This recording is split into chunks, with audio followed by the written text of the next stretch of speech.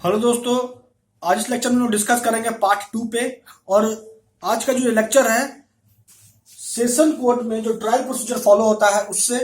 तो दोस्तों, lecture start करने से पहले एक रिक्वेस्ट है कि प्लीज आप मेरे चैनल को सब्सक्राइब करें और मेरे वीडियो को ज्यादा से ज्यादा लाइक एंड शेयर करें। और हाँ दोस्तों, अगर आपको कोई समस्या है लॉ से रिलेटेड या भी कोई भी प्रोविजन सीआरपीसी का, सीपीसी का, इंडियन एविडेंस एक्ट का समझ नहीं आ रहा है तो भी आप कमेंट बॉक्स में कमेंट करें। तो चलिए दोस्तों, आज का लेक्चर स्टार्ट करते हैं। तो आज के इस लेक्चर में हम डिस्कस करने वाले हैं सेशन कोर्ट में जो ट्रायल होता है उससे संबंधित प्रावधानों पे। तो सबसे इंपॉर्टेंट पॉइंट की जो प्रावधान है ट्रायल से रिलेटेड सेशन कोर्ट में जो फॉलो होता है वो दिया गया है चैप्टर 18 में। क्लियर?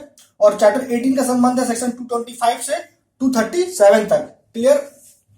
तो आज का जो लेक्चर है सबसे इससे पहले वाले पार्ट में हम लोगों ने ऑलरेडी डिस्कस कर लिया था सेक्शन 225, 226 और 227। दोस्तों, 228 पे आने से पहले अगर आपने मेरा पहले वाला वीडियो, मेरा पहले वाला लेक्चर नहीं देखा है तो प्लीज उसको एक बार जरूर देखें। ठीक है? तो चलिए स्टार्ट करते हैं 228 से। देखिए, जब एक्यूज्ड को मजिस्ट्रेट डिस्चार्ज कर दी तब तो कोई बात नहीं है, और एक्यूज्ड को जो सेशन जज है, जो क्योंकि देखिए ट्रायल तो सेशन कोर्ट में हो रहा है और सेशन कोर्ट का जो प्रिसाइडिंग ऑफिसर होता है वो सेशन जज होता है। तो सेशन जज अगर एक्यूज्ड को डिस्चार्ज कर दी तब तो कोई बात नहीं है। ठीक है? तब तो वो एक्यूज डिस्चार्ज हो गया। तो यहां पे एक बार फिर नोट कर लीजिए कि डिस्चार्ज और एक्यूटल दोनों में फर्क होता है। क्लियर? तो यहां पे सेक्शन 227 के तहत सेशन जज क्या कर रही है, एक्यूज को डिस्चार्ज कर रही है। ठीक है? लेकिन अगर मानिए सेशन जज को यह लगता है कि नहीं, पर्याप्त एविडेंस है जिससे यह लग रहा है कि एक्यूज के अगेंस्ट कार्रवाई होना चाहिए, तो फिर ऐसे परिस्थिति में सेशन जज एक्यूज को डिस्चार्ज नहीं करते हैं। क्लियर? तो क्या होता है, तो फ्रेमिंग ऑफ चार्ज होता है। एक्यूज्ड पे क्या होता है, जिस अपराध का आरोप लगाया है उस अपराध के संबंध में सेशन जज क्या करती है, चार्ज फ्रेम करती है। ठीक है? तो वही प्रोसीजर फॉलो हो जाता है। तो 228 क्या कहता है, फ्रेमिंग ऑफ चार्ज। ठीक है? तो जो भी डॉक्यूमेंट, ठीक है, जो भी डॉक्यूमेंट सेशन जज को सबमिट हुआ था उस डॉक्यूमेंट को कंसीडर करने के बाद, एग्जामिन करने के बाद, पहला पॉइंट। दूसरा पॉइंट, प्रोसिक्यूशन को और एक्यूज को सुनने के बाद। ठीक है? पहला क्या था कि डॉक्यूमेंट जो सबमिट हुआ था सेशन जज को, उस डॉक्यूमेंट को एग्जामिन करने के बाद, इंस्पेक्ट करने के बाद, उसके बाद प्रोसिक्यूशन और एक्यूज दोनों को सुनने के बाद अगर सेशन जज इस निष्कर्ष पे पहुंचे या सेशन जज का यह ओपिनियन हो कि एक्यूज ने वाकई में अपराध किया है, तो फिर क्या होगा, एक्यूज्ड के खिलाफ चार्ज फ्रेम होगा। क्लियर? जिस भी अपराध का एक्यूजिशन लगा है एक्यूज्ड पे। क्लियर? अब देखिए, चार्ज फ्रेम हो गया। अब चार्ज जब फ्रेम हो गया उसके बाद का क्या प्रोसीजर है जो फॉलो होगा। ठीक है? या क्या प्रोसीजर या क्या प्रक्रिया जो है सेशन जज फॉलो करेगी। आइए, जब चार्ज फ्रेम हो गया तो उसके बाद दो सर्कमस्टांस अराइज होता है। पहला कि जिस अपराध को लेकर चार्ज फ्रेम हुआ है सेशन जज के द्वारा, अगर वो अपराध एक्सक्लूसिवली ट्रायबल नहीं है सेशन कोर्ट के द्वारा, तो दूसरा, या अगर वह अपराध एक्सक्लूसिवली ट्रायबल है सेशन कोर्ट के द्वारा तो। ठीक है? क्लियर? पहला पॉइंट में क्या था कि अगर एक्सक्लूसिवली ट्रायबल नहीं है वह अपराध जिसको लेके एक्यूज के अगेंस्ट चार्ज फ्रेम हुआ है, अगर वो अपराध एक्सक्लूसिवली ट्रायबल नहीं है तो क्या प्रोसीजर फॉलो होगा। अगर वो एक्सक्लूसिवली ट्रायबल है सेशन कोर्ट के द्वारा तो फिर क्या प्रोसीजर फॉलो होगा, इस पे हम लोग डिस्कस करेंगे। तो देखिए, अगर मानिए कि सेशन जज को चार्ज फ्रेम करने के बाद यह लगता है कि जो अपराध के रिस्पेक्ट में चार्ज फ्रेम हुआ है वह एक्सक्लूसिवली ट्रायबल नहीं है सेशन कोर्ट के द्वारा, तो उसके बाद क्या करेगी सेशन जो जज है, वो क्या करेंगे, या तो चार्ज फ्रेम करेंगे या चार्ज बिना फ्रेम किए। यहां क्या कह रहा है, ही मे फ्रेम चार्ज। यहां फिर पॉइंट नोट कीजिए आप कि जब आप देखिएगा सेक्शन 228 तो वहां यह कहता है ही मे फ्रेम चार्ज। दैट मीन्स कि सेशन जज जब अपराध एक्सक्लूसिवली ट्रायबल नहीं होगा तो ऐसे सर्कमस्टांसेस में सेशन जज चार्ज फ्रेम कर भी सकती है, नहीं भी कर सकती है। ठीक है? तो चार्ज फ्रेम करके या बिना चार्ज फ्रेम किए हुए क्या करेगी, ऐसे सिचुएशन में सेशन जज क्या करेगी, ट्रांसफर कर देगी केस को। तो ट्रांसफर किसको करेगी, तो सीजीएम को करेगी या फिर जुडिशियल मजिस्ट्रेट फर्स्ट क्लास को करेगी। दोस्तों, सीजीएम से रिलेटेड जो प्रोविजन है वो है सेक्शन 12 में। क्लियर? सीआरपीसी का। अब देखिए, जब जब केस ट्रांसफर हो गया सीजीएम को या देखिए, जब केस ट्रांसफर हुआ सीजीएम को या जुडिशियल मजिस्ट्रेट फर्स्ट क्लास को, तो उसके बाद का जो प्रोसीजर है क्या है फॉलो होगा इनके द्वारा। तो वह ये जो है सीजीएम या जुडिशियल मजिस्ट्रेट फर्स्ट क्लास क्या करेंगी, वह उस ऑफेंस का ट्रायल कंडक्ट करेगी। तो अब वह मजिस्ट्रेट कौन सा प्रोसीजर फॉलो करेगी ट्रायल कंडक्ट करने को लेके उस ऑफेंस का, तो जो प्रोसीजर वारंट केस का फॉलो होता है जब ऑफेंस अगर मानिए कि कोई अपराध इंस्टीट्यूट हुआ है, दैट मीन्स कि आप मानिए कि अगर कोई वारंट केस है जो इंस्टीट्यूट हुआ है पुलिस रिपोर्ट पे, तो उस वारंट केस का जो ट्रायल प्रोसीजर फॉलो होता है वही ट्रायल प्रोसीजर को फॉलो करते हुए मजिस्ट्रेट या जुडिशियल मजिस्ट्रेट फर्स्ट क्लास या सीजीएम जिसको ट्रांसफर हुआ है सेशन कोर्ट के द्वारा केस, वह उस केस का डिस्पोजल इस प्रोसीजर के अनुसार ही कंडक्ट करेगी। या फिर से हम रिपीट करते हैं कि वारंट केस का जो प्रोसीजर है ट्रायल प्रोसीजर, वह वारंट केस जो पुलिस रिपोर्ट पे इंस्टीट्यूट होता है, वह वारंट केस का जो ट्रायल प्रोसीजर है उसी ट्रायल प्रोसीजर के अकॉर्डिंग सीजीएम या जुडिशियल मजिस्ट्रेट फर्स्ट क्लास जिसको केस ट्रांसफर हुआ था सेशन जज के द्वारा, उस अपराध को लेके ट्रायल कंडक्ट होगा। क्लियर? ये तो हो गया इस सिचुएशन पे। अगर मानिए चार्ज फ्रेम करने के बाद अगर सेशन जज को यह लगे कि नहीं ऑफेंस जो है एक्सक्लूसिवली ट्रायबल है सेशन कोर्ट के द्वारा, तो ऐसे सिचुएशन में क्या प्रोसीजर फॉलो होगा देखिए। तो ऐसे सर्कमस्टांसेस में सेशन जज क्या करेगी, चार्ज फ्रेम करेगी और चार्ज जो फ्रेम होगा वो लिखित में होगा फ्रेम। क्लियर?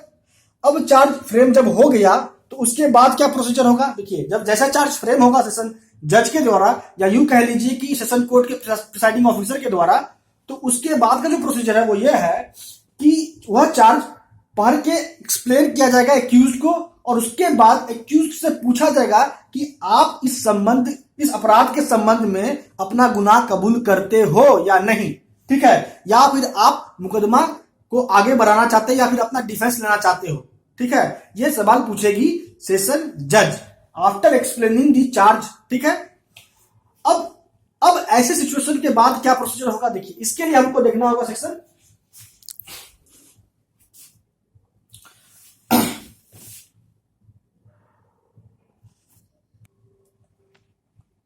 देखिए। अब जैसे चार्ज फ्रेम हुआ तो सेशन जज क्या करी, सेशन जज उस चार्ज को एक्यूज को पढ़ के समझाई। ठीक है? रीड ओवर हुआ, एक्यूज को चार्ज समझाया भी गया, एक्सप्लेन भी हुआ।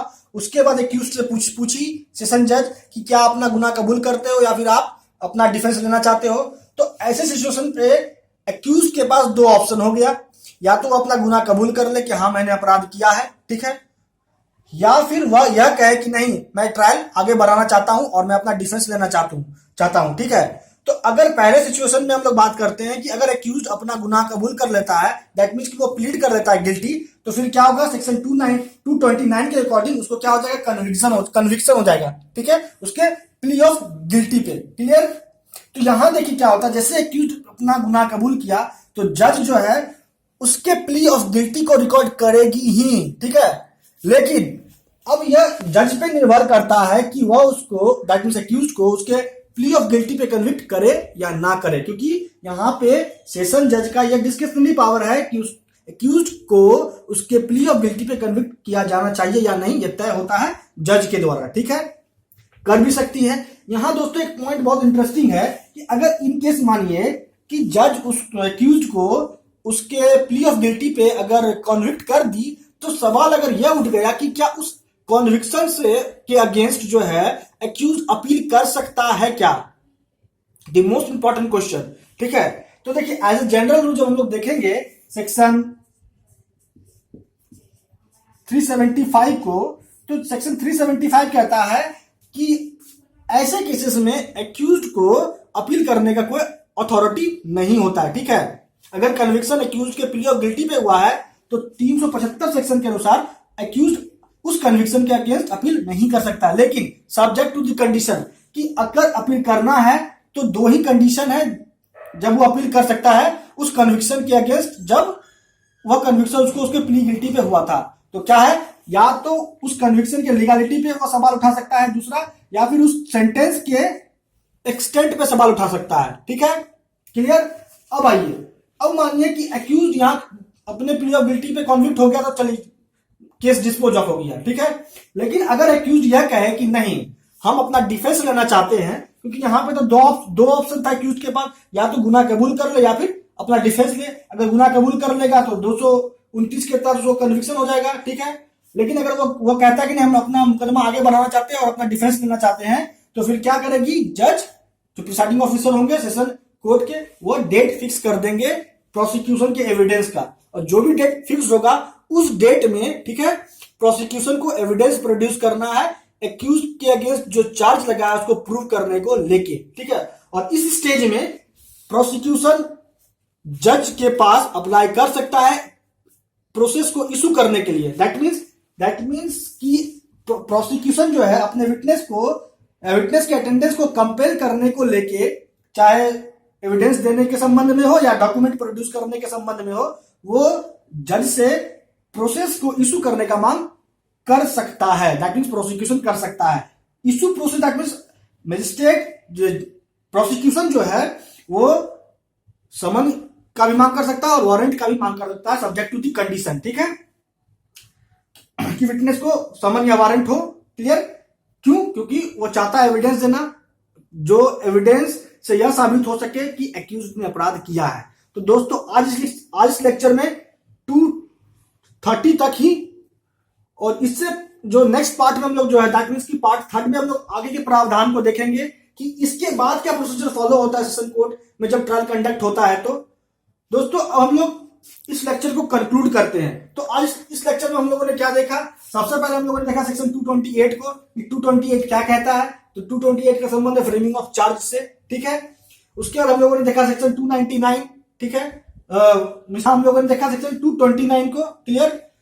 और इसके साथ ही साथ हम लोगों ने यह भी जाना सेक्शन 375 के अकॉर्डिंग कि अगर कन्विक्शन एक्यूज के प्ली ऑफ गिल्टी पे हुआ है तो उस कन्विक्शन से अपील नहीं किया जा सकता है एज अ जनरल रूल, ठीक है। लेकिन सर्टेन एक्सेप्शनल सर्कमस्टांसेस हैं जब अपील हो सकता है। उसके बाद हम लोग आए सेक्शन 230 पे। उसके बाद हम लोग देखें आज के लेक्चर का लास्ट सेक्शन 230, जिसमें हम लोग ये समझे कि अगर एक्यूज अपने डिफेंस लेना चाहता है तो मजिस्ट्रेट सेशन जज क्या करती है, प्रोसिक्यूशन के एविडेंस को के संबंध में डेट फिक्स कर देती है 230 के तहत। तो दोस्तों आज इस लेक्चर में इतना ही। हमारे साथ अब तक बने रहने के लिए आपका बहुत बहुत धन्यवाद।